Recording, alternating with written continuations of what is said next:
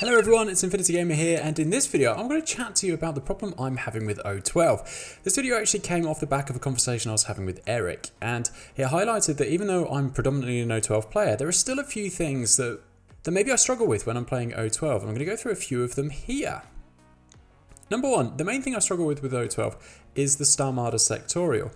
I have tried to concoct several lists with STARMADA to try and give fire teams and the sectorial in general a go.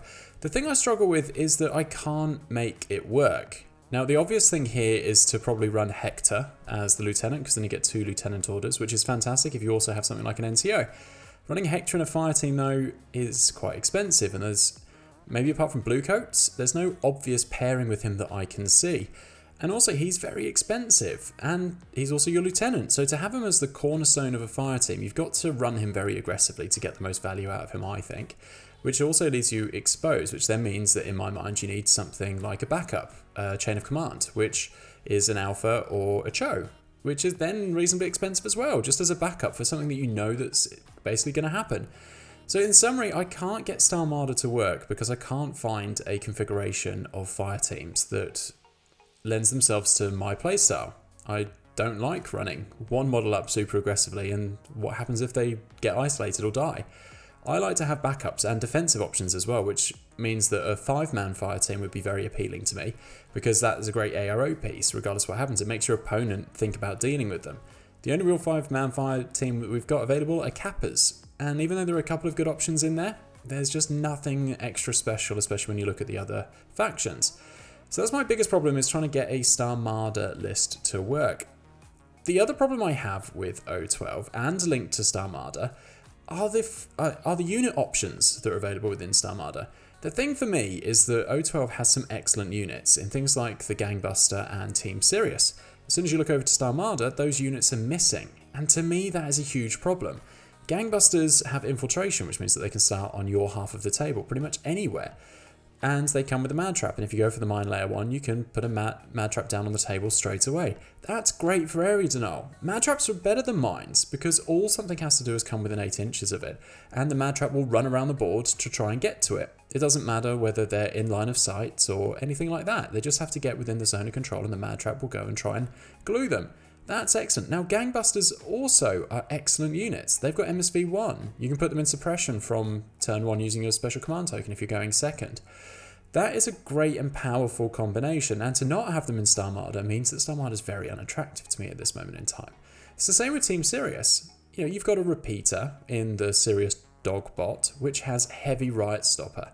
That is the large template and can glue a lot of things. As I said, it's also a repeater, which if you're coupling this with other hackers, means that you've got something with infiltrate, I think it's +6 or +8, I don't have it off the top of my head, that other hackers can tap into. That's pretty potent, and the Team SIRIUS controller itself is, if you have it as a hacker, can obviously use the dog repeater to extend its hacking effectiveness area, and is then also a very competent attacker. It's got semi-decent armor. I've always been surprised when it's gotten shot at that it's actually got often enough armor to take you through.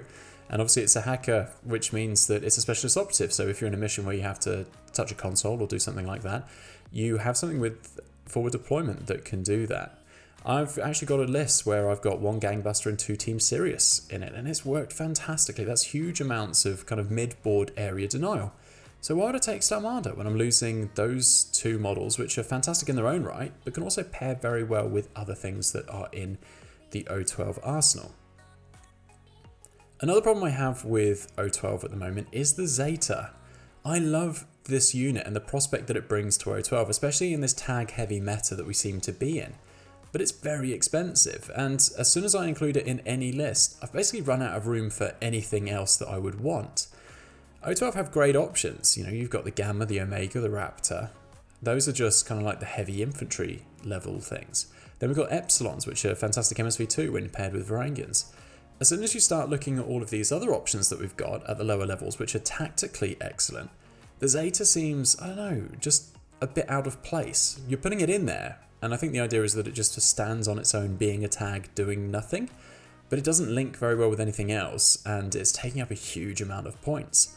I've yet to create a list with the Zeta that I'm fully happy with, that gives me strategic variety Also gives me some tactical options at play. I think it's basically just there to be tanky, take some shots and deal out some damage, which isn't necessarily how you win games all the time.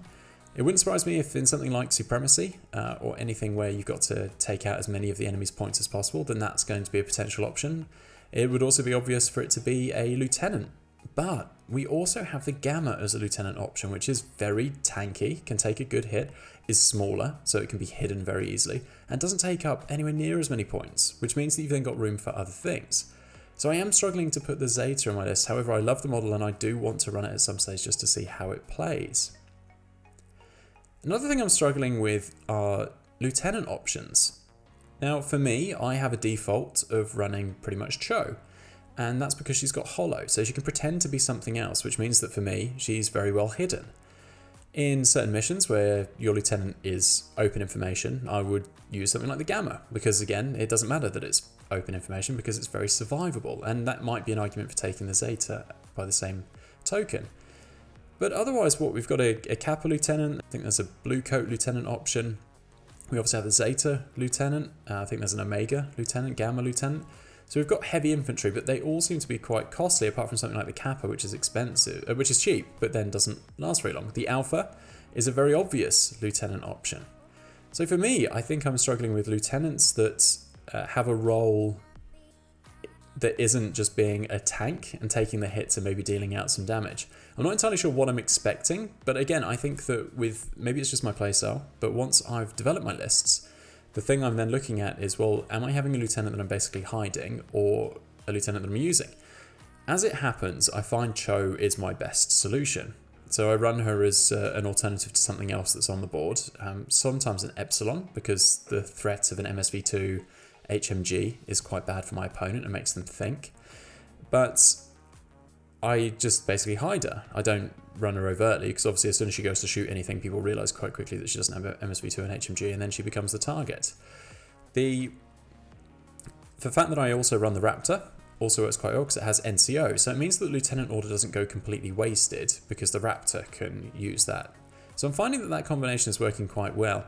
Eric was suggesting that I look at running the Alpha because of the guard capabilities, which is something that I haven't really used at the moment. He actually likened it to basically hacking but with your fists, and I really like that analogy. And then that's how I got onto another thing that I kind of struggle with O12, is that a lot of the units that people are gravitating towards at the moment with O12 are the LF units, Andromeda and Hector, which is not a huge problem because they are both excellent units. But I do kind of wish that maybe the Alpha had been an O12 version of an Andromeda instead of kind of like a almost as good, but I mean, don't get me wrong, the Alpha has some good characteristics, so counterintelligence is fantastic, but Andromeda actually comes with a bit more of an attack piece to her, without the vulnerability of maybe throwing your Lieutenant in there.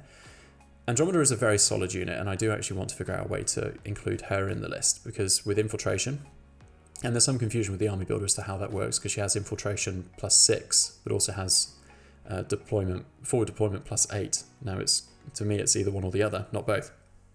But her guard is exceptional. The fact that she's got a higher martial arts level than the Alpha is also particularly great. I think Andromeda is actually a really good unit if you want to play it aggressively. But the thing I like about Andromeda is that you can play it aggressively. She's got Specialist Operative, so she can also push buttons. She's got guard, which means that she can attack without needing line of sight and just zone of control and things like that, or with line of sight too.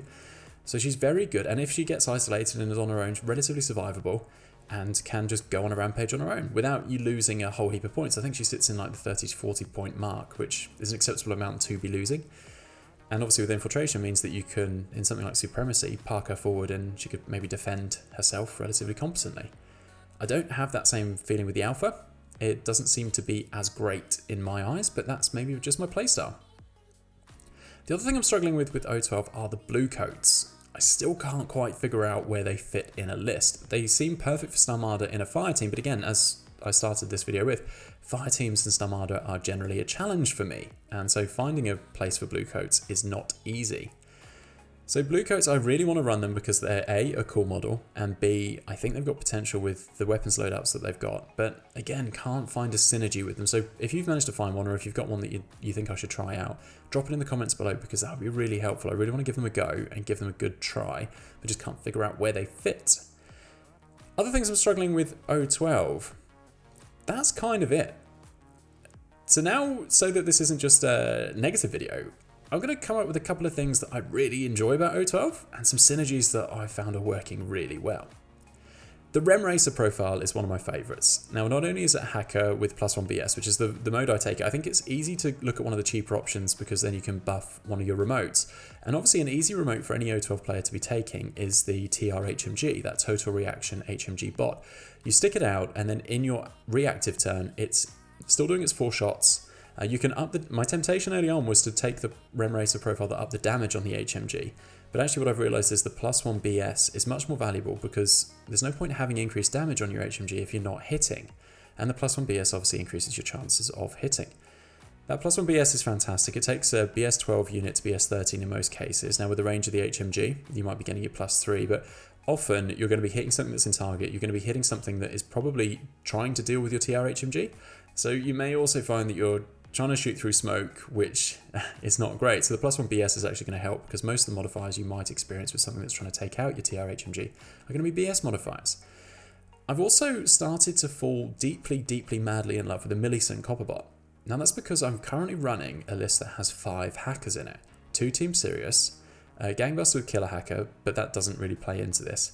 I've then got the Rem Racer, which has the hacking device. I've then taken the Cyber Ghost, which is a great little thing in its own right. Now this means that it's really easy to get a spotlight off in your reactive turn if you deploy the Team Sirius bots well. Now what you want with those guys anyway is for them to be with relatively close arcs because they've got the they've got the heavy flamer for the heavy riot stopper. So you want to be positioning them in places where if something comes around the corner, you're going to be able to get it with the heavy riot stopper. Now that means that chances are something's going to be in 8 inches, which means not only that the Sirius bot and the handler can potentially hack or shoot, depending on what's best for your circumstances, but every other hacker on the table can then hack through the repeater if it's within 8 inches of that, which means that something fairly innocuous, like the Cyber Ghost or the Rem Racer, could potentially put a spotlight on that target, which then means that when it becomes your active turn, the Millicent can then unload its firepower. Now, a lot of the argument that people give for why a Millicent or a BS guided unit is not worth the points is because they generally assume that it takes you 3 orders to get effectiveness. You need to move up a repeater or a hacker, which is a move, and then generally you're using the hack for spotlight, which gets it off, and then you're using a second order potentially to use the Millicent, so 2 orders mostly. Someone said 3, but I don't think things are going very well if you're having to use 3 orders to get spotlight off on a target. Now again, spotlight's amazing if you're actually doing it in your reactive turn, because you're getting that free targeted state on your opponent, and then the first order, the Millicent, is then activating and then shooting. Now these guided shots are pretty brutal. They are +6. Now if you're using your Rem Racer to up the ballistic skill of the Millicent instead of the TR HMG, you're hitting on 19s, which is crazy. And that does basically mean that the hit is going to go off, and it's very difficult for something to potentially beat that. I mean, on a good day, they're being shot out of line of sight, which means that they might be dodging with a -3 modifier, which most things having like a PH 12 or PH 30 means that they're looking at 9s or 10s, and you're hitting on 19s. So chances are you're going to kill the thing that you're targeting. And if you're lucky, they've hidden away that thing near something else. So you might actually get 2 things in that shot, which I was lucky enough to do in my last game. Now this is great because fire teams are obviously quite popular and they often bunch up together. So again, if you can get a pitcher out there, or if you can get a Team Sirius bot out there. Now the Cyber Ghost comes with a pitcher, so that's obviously a great added bonus. It actually means that spotlight in your reactive turn is really possible, and then the Millicent is there to hopefully clean things up using a few orders. Now you are limited to 5 BS guided shots, so the good news is that because of the modifiers, chances are you're going to get the hits on that you want. The thing that's actually going to be the struggle is you probably don't have enough spotlighted targets to make this worthwhile. This is why the Raptor sometimes features in my list, because again, you can move him up. He's got forward observer so that he can actually spotlight things without needing the hacking program, which could be good if you are looking at a fire team that maybe you can't get within zone of control of with a repeater or a hacker. You can use the forward observer to do that. And likewise with a pitcher, you might not be able to fire it far enough in your turn. to get that off. So that is one of the things to consider is having a forward observer. Now, my list is heavily tailored towards hackers at the moment because they also have the added benefit of being specialist operatives. So in most scenarios, they can be pushing buttons and they can be completing objectives for you. So it makes sense to actually load yourself towards that. And it means that if I lose one or two, it's not the end of the world. And I have the Cyber Ghost, obviously with its picture, to potentially extend hacking ranges or pin a tag down or something. I've only run this list once and it did do very well, so I have to run it a few more times to find its full weaknesses. But yeah, definitely worth doing. And that's the thing with O12. I think on the surface, O12 is geared towards being very heavy infantry, very tanky, but without actually being able to kill stuff. You know, a lot of our weapons are immobilized, they're non-lethal, which means that you've potentially got to kill things twice in order to take them off the board in a scenario like Supremacy. But I don't think that's necessarily a bad thing.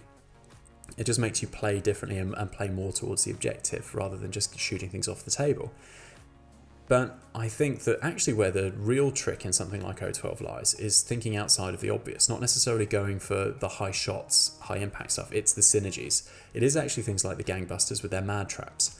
It's the Team SIRIUS, which you can push forward, and using those to kind of pin your opponent back or make them tackle those models, which are actually fairly low cost and difficult to deal with, and burn through orders like that whilst you set up maybe your support pieces in turn 2 or go for objectives in turn 2 using things like the Lawkeeper, which is incredibly fast, incredibly good at getting several objectives and taking out some opponents with very little order expenditure. Now, Gangbusters are also amazing because they have Mine Layer, but they've got 2 mad traps. So you can start, if you go with this profile, you can start with 1 mad trap on the board at deployment, and then you can potentially move your Gangbuster up and deploy the second. Now, this is where coordinated orders can work really well, is that you could potentially grab the 2 Gangbusters if you're running them, or Gangbuster and Team SIRIUS to move them all forward, and then you can lay another mad trap if you're willing to waste your second short skill. I don't even know that you could do that if other things don't have the Mine Layer capability, so ignore that for now. But just focus on the hackers. So with the Gangbusters, obviously you could move them up if you're running 1 or 2, and then you could maybe deploy some mad traps further up for area denial. And again, don't forget to win games of Infinity, not necessarily just by you completing objectives, but by also effectively stopping your opponent from completing those. And that's where these forward deployment infiltration units are fantastic, because you can go up and you can deny area very easily with things like mad traps and serious bots, which are very disposable, very expendable. You can use things like coordinated orders on your Team SIRIUS, and especially if you're running 2 hackers, you can coordinate up. You're moving 4 models, maybe more, because you've obviously got, you can coordinate order 4 models. So if you're doing 2 Team SIRIUS as a prime example, you can do 2 something else. It doesn't really matter what. But you're moving at least 4 models when you're talking about the Team SIRIUS, because you've got the bots and the handlers, and you can move those forward. And don't forget, like, you know, they only need to be within zone of control of each other. So those bots can be going very far ahead. They've got a 6-inch move, whereas the handler's only got 4. If you're throwing it away, it doesn't matter if it ends its movement outside of zone of control, it will become disconnected. But at the end of that order, you could have thrown a serious bot, for example, at a tag, at a fire team that's out exposed. Just blat them with the heavy riot stopper, and then it's disconnected and it's out on its own. But you can reconnect by moving in within 8 inches if you wanted to, or just leave it there for a bit. It can't do anything if it is isolated, but you know, you've probably used its 5 points or something that it's worth very effectively if it's ended up isolated and you've taken out a fire team or a tag. So that's kind of my balance of where O12 at the moment I'm struggling with them and where I'm finding great success. O12 is still my primary list. I do very much enjoy it as a faction to play because it's relatively simple in comparison. We do have complicated stuff. We've got razors, we've got links if we do want those hidden deployment shenanigans. I've got that pack coming in the post at the moment to paint that up, and I do love a razor, and the links has been fantastic. We've got great options with O12. So even though I've got problems with O12 in terms of a few units not quite finding their place, or me not being able to figure out where they go and how they do what they're supposed to be doing, we do have some excellent choices, and O12 is still my favourite faction from what I've seen, just from how it plays. It's not too complicated. I just wish I could maybe get STARMADA to work without necessarily throwing all my eggs into the Hector basket and not really having anywhere to go. So thank you so much for listening to this video. As always, if you do want to see painting updates of my models, my colour schemes and everything that I've got on the painting table at the moment, follow me on Instagram. That's where my new products go, and that's where any painting updates are. The YouTube channel is very much more of talking about Infinity and helping you learn the game a little bit more. Thank you so much for watching this one. Feel free to follow me on the social channels if you fancy it. Subscribe if you want to see more Infinity related content. And yeah, have a great break, and I will hopefully see you soon with a new video. Thanks so much for your support. Bye.